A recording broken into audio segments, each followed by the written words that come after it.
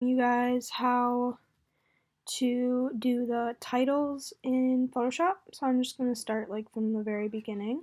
So you're going to go to designs, and it's going to say you're going to go here and you're going to click on my click and go. Then you're going to scroll down, you're going to find title mod. Then you're going to place that. Then you're going to want to turn off the grids and then place it somewhere along here. Now you're going to want to type in whatever title you're using, obviously. Ungroup it. Then you're going to want to do, they're going to be overlapping, so you're just going to type the same words. So let's say we're doing girls swimming. Okay. Sometimes it glitches, so you might have to kind of do that. And you're going to have to move this around quite a bit. So now that you have this, we are going to move this down. Then you're going to type in the same thing here. Drag that out. Now we're going to move that, move this.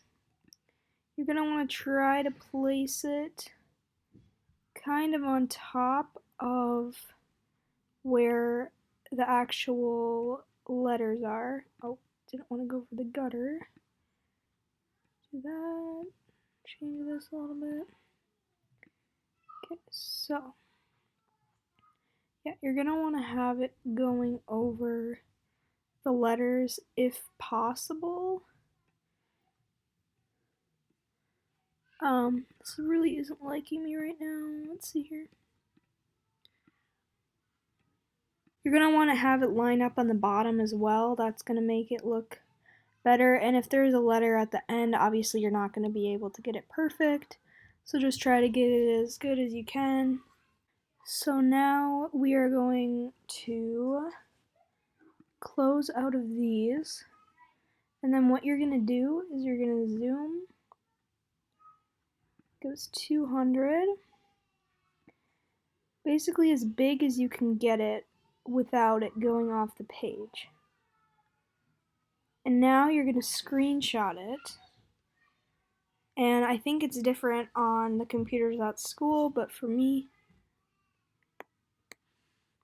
let's see if I can remember how to do this.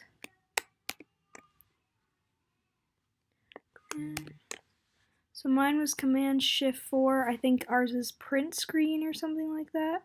So you're going to start kind of at the top here.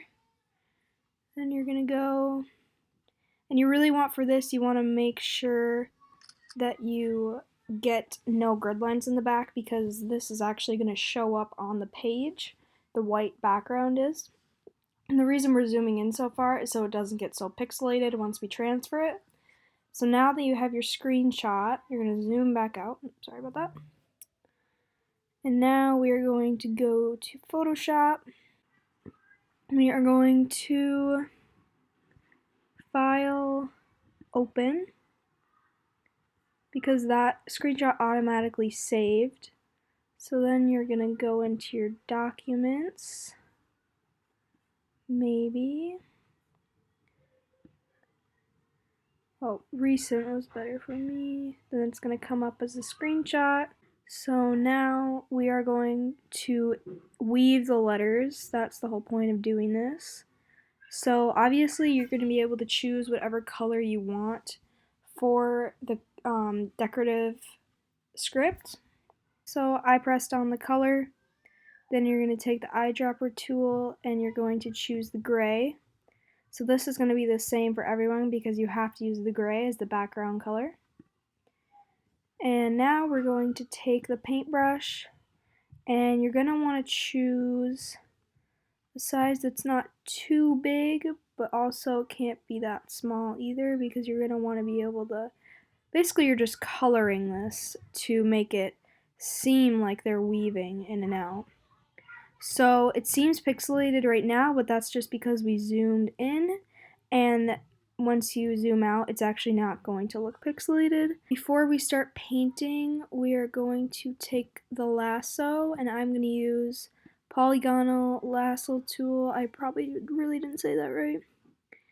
And now you're going to go just on the outside where you want to paint it, so you don't like accidentally go outside of the lines. And this is super easy to use. You can make it as big as you want as long as it's going to match up. Now you're going to take your paint tool and you're just going to paint it, is what we're going to do with all of them. You can see that it gives the effect that it is weaving, but you can't really tell that we did paint that. So now you're just going to basically do that every other time it crosses over, or whenever you think it looks natural for it to weave in and out. Like this one, you can see that it went around and now it crosses back over, so it looks like it has that weaving effect. I think for the next one, we could probably do this. Since you did it on this one, now you have this one overlapping, and now you could do another one right here, and then we'll leave this one since it's the next in line. So now we'll take this, and we'll get it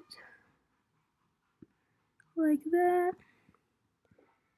and we will paint it, and yeah, basically you're just gonna do that until you feel like it looks good. For this eye, you can obviously just do that one, you can do this one, doesn't really matter, you get the point. Now you're gonna do that for all of them. Okay guys, so I actually just finished doing the girls part of this. I'm not gonna do the swimming part because I think you guys get the gist of it. So now that we're done with that, we're gonna save it. Just gonna say save as. Now you're gonna wanna rename it. So I would name it girls swimming. And then you're gonna wanna make it a PNG. So you're gonna wanna go to format. Mine's already in PNG, but it probably would be in a JPEG form for you or in a Photoshop form. So then just turn it into a PNG. And now you're gonna wanna save it to whatever folder. I'm gonna put it in the yearbook folder so it's easier to find. Then you're just gonna say save. And then that just says fine, say okay. Now that we have this, we're going to want to transfer it back into the program. So you're going to zoom fit. Now that we have that, we're actually going to delete these. And now you're going to want to go to images. And you're actually going to add an image. I don't know where I want to put this. Put it in example photos. I'll make a new folder for them. Now we're just gonna add.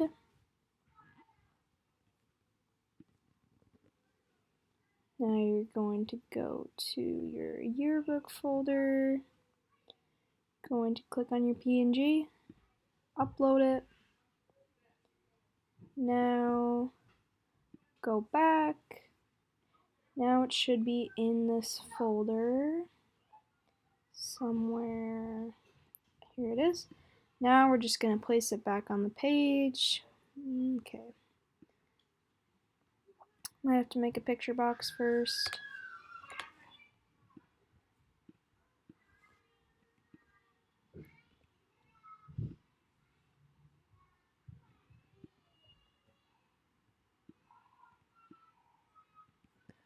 Alright, now that we have our picture box, put it in there. Looks pretty good to me. I would make it a little bit bigger. And there we go. Now that we have that, we're going to want to put in our lines. So we're going to go to designs.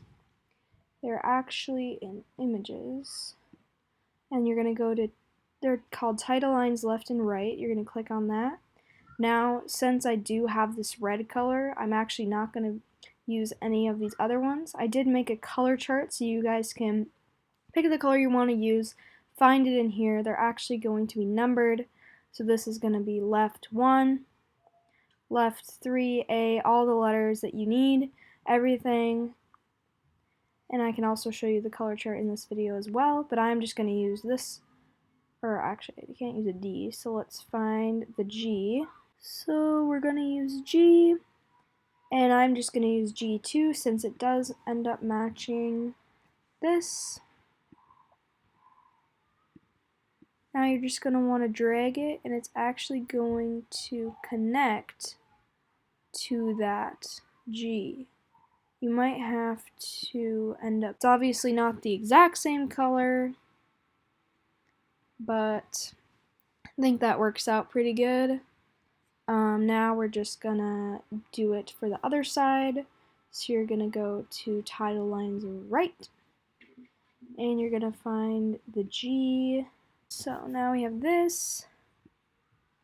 So you're gonna need to make this bigger. Sometimes it kind of doesn't work. You might have to put a picture box in there. Kind of depends. It's a little big. I did make them so that they would hopefully be long enough to the point where you can maneuver them around in any way that you need to. So that is how that is going to go. If you have any questions on which letters connect where, because they do connect in different places at some points, like these connected at the end, and I'm not doing this perfectly. Obviously, I could make it easier to see and all of that kind of stuff, but you get the gist. You're just connecting the line to make it look like it is part of it, and then it's going to go off the page. This one needs to be longer,